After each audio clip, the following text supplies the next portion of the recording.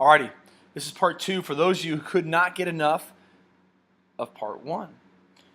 We just talked about, in your notes, we were talking about reasons why people don't vote, reasons for low voter turnout. But then, I said, then we started talking about the characteristics of who votes. Well, this article is talking about, in the New York Times, right here, is talking about in 2008 there was a surge in black voters nearly erased the racial gap because there's been a huge racial gap. So I'm going to read part of this to you, and I just think it's very interesting. But if you look here, now look at these statistics.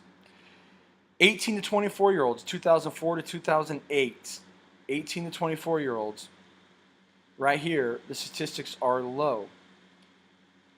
But notice the difference here in this. And so I want you really to quickly pay attention. And what I'm going to do is I'm reading this to you. I am going to tweet you this article.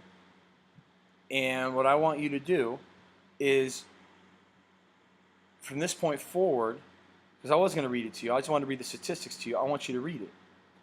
And so read it, and then I want you to write down some of the statistics that they're going to talk about. They're going to talk about, again, the percentages and the number of people who didn't vote and why didn't they vote. Exactly what we went with. So I'm going to show you guys.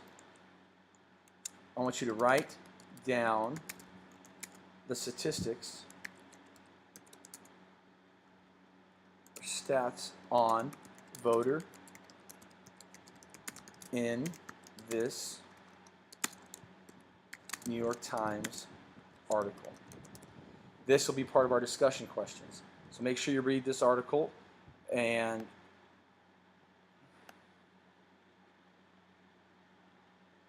I'll have to erase this because it's too much. So an article. So I'm tweeting it out to you right now. So if you just pay attention to this, what I want you to do is you're going to go down here. I'll help you out. Read this part, read this paragraph, and then they really start to talk about right here. And then in 2004, and they compare it, and then they break down different things. This paragraph right here is talking about non-voters, why people didn't vote. But the most important thing is pay attention to these numbers here.